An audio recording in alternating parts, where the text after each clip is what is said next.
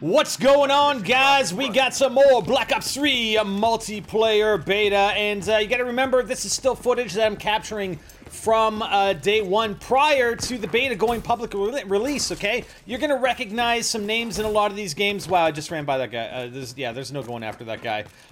You're gonna recognize some names. I'm playing with Optic Midnight. We got Swiftor and Tetra Ninja on the other side. I don't know if I recognize many of the other names. You guys might. So here I am running the specialist. I'm trying to get footage for you from the different specialists. So we're running Outrider. I've got the Sparrow. I think this game started out as 3v3, so the player base was still, you know, pretty limited here early on. You know, team deathmatch is pretty much the only thing we were able to play, and but since then, you know, the past day or two, I've been able to play Search. I've played some, I don't know what this guy's doing. He's Blair Witching it. What the hell? That Blair Witch in the corner. So yeah, Search and Destroy. I've played some Domination. I've played some Kill Confirmed. I really like Kill Confirmed. I mean, if I'm gonna play like a team deathmatch, Kill Confirmed is just way, way better in my opinion. I mean, there's just so much more going on, so much. You know, it's more active, and I find that there are many more gunfights in a Kill Confirm match simply because you have to go over after those tags. I mean, you can't just sit back and snipe or whatever, or long range, right? You got to get those tags, baby. So what am I rocking here on the weapons? We've got the very first shotgun that you unlock, which is KRM-262. It's a pump action, and it is definitely a nice shotgun. And I've been hearing rumors that possibly the shotguns are going to get nerfed a little bit.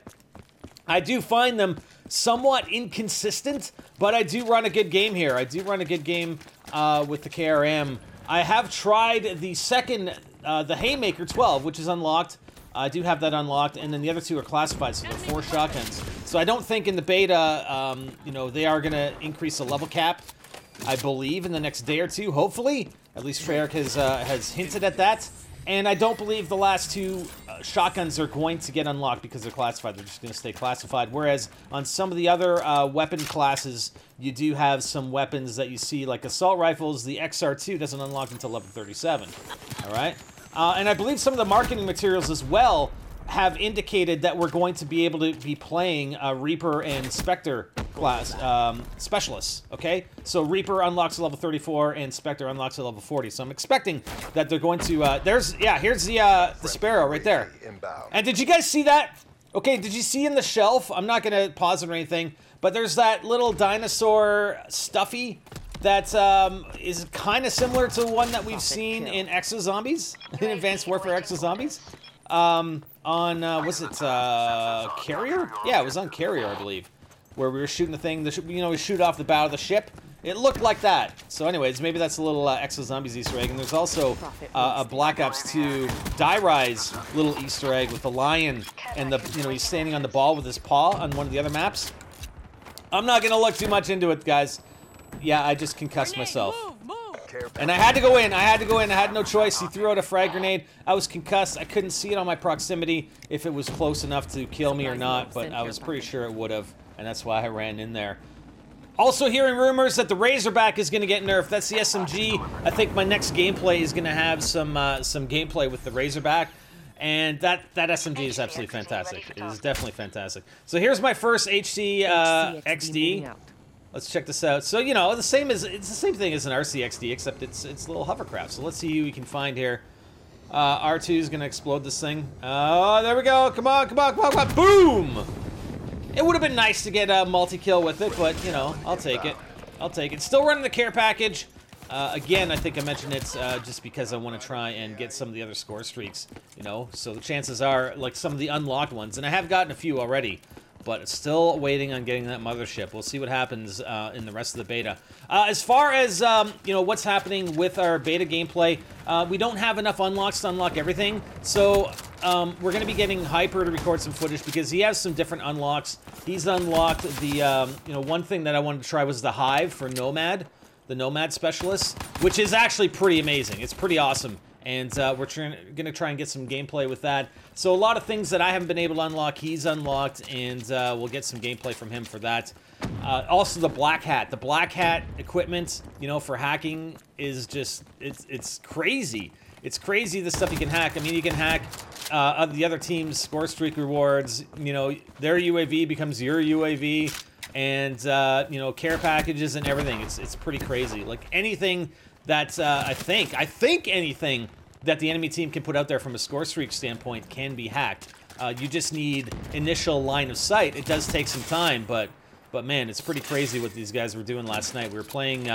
The servers were having a serious issue last night, but what we managed to do, and if you guys are having trouble, what we managed to do was get players. You know, we try and find a match separately. So there was 4 of us in a lobby.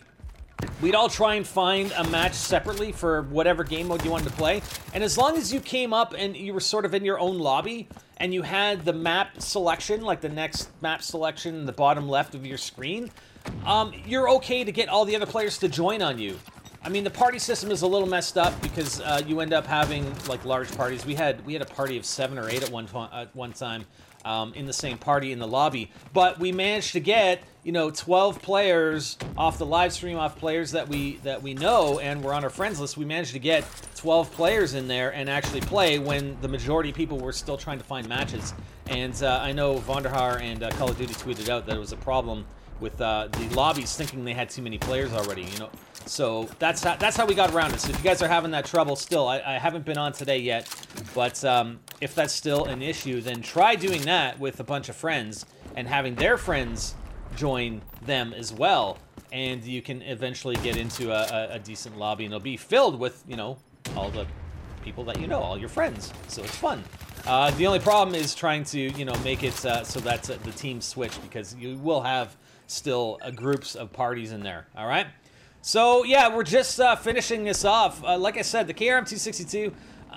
You know, there's sometimes when I feel like I'm getting killed by this thing, like at a ridiculous range. But there are times when I'm shooting at players, I'm actually getting hit markers at very close range, and I'm not getting the kill. So here we are with the Sparrow again. And if you're in close range with this thing, like the aim assist is pretty high from what I've seen on the Sparrow. And, you know, if you don't hit him or you get really close, then, man, I was hoping for that final kill cam at the guy. There's a guy up in that top entranceway. But if you don't hit him, at least the things, you know, if it lands close to them, it's going to explode behind them. It's going to hurt them. So you do have a bit of an advantage even if you don't hit him. But if you do hit him, it's an insta-kill. It basically explodes on impact, and it'll fling them back depending on how long you hold that right trigger, because, you know, the longer you hold the right trigger with the Sparrow, the longer you're going to pull it back, the farther it's going to go. If you don't do that, I mean, the drop on the arrow, the arrow is just ridiculous. So anyways, I hope you guys enjoyed some shotgun action with the Outrider class, and we'll have more for you soon, guys. Spider outs.